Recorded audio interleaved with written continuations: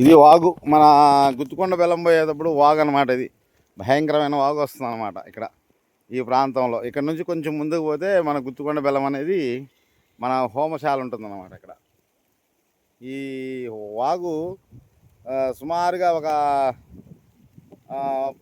అతి వేగంగా వస్తుంది అనమాట. వేగం అంటే అట్లా ఎట్లాంటి యాగం కాదు, భయంకరమైన యాగంగా వస్తుంది ఇది వాగు. ఇది సుమారుగా వెళ్తుంది అనమాట వాగు. ఈ వాగుని ఇంకా చెప్పుకోగలగబో ఇంకా మామూలుగా లేదనమాట వాగు. చూసారా, మనం గుత్తుకొండ బెల్లం పోయే రూట్లో ఉంటుందన్నమాట ఈ వాగు. ఇక్కడ ఈ ప్రాంతంలో మనకి గుత్తుకొండ బెల్లంలో మనం యజ్ఞం చేయాలని వచ్చాము. అయితే ఇక్కడ బాగా భయంకరంగా వాగు వస్తుంది.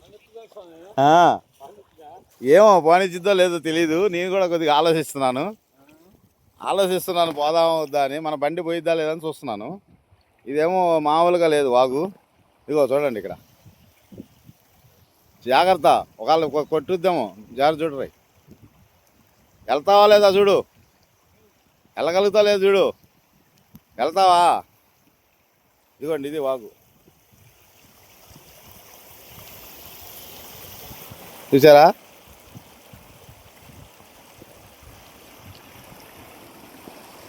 ఒక అతను ముందు వెళ్తున్నాడు. అతను ఎంత లోతు పోతుంది అనేది చూస్తున్నాం అన్నమాట. అదే అయితే ఇది పోయేటట్టుగా మాట్లాడలేదు. సుమారుగా ఓ మనిషి సగానికి దూరం వచ్చేసింది.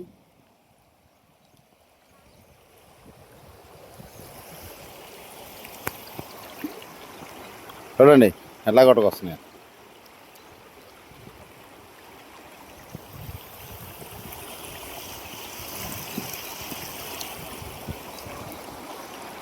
ఇది పెద్ద వాగు, ఇది భయంకరమైన వాగు అనమాట. ఈ వాగులో రావడం సామాన్య విషయం కాదు.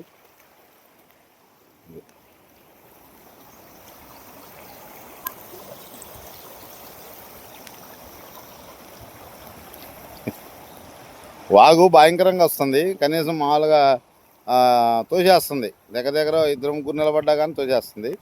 అది అంతు పట్టకుండా వచ్చేస్తుంది అన్నమాట. భయంకరమైన వర్షం పడుతుంది. వర్షం కూడా ఆగలేదు. ఈ వర్షం ప్రాంతానికి ఇదిగా ఉంది. అదిగా మన బండి ఇక్కడ ఉంది. ఇంక మామూలుగా దిగలేదు ఇక్కడ. మన బండి ఇక్కడే ఉండేది. ఈ వాగులో దిగాలంటే చాలా కష్టం అన్నమాట. అది ఇది. హరి ఓం నమ శివాయ. హరి ఓం. స్వామివారు ఇదే వాగు.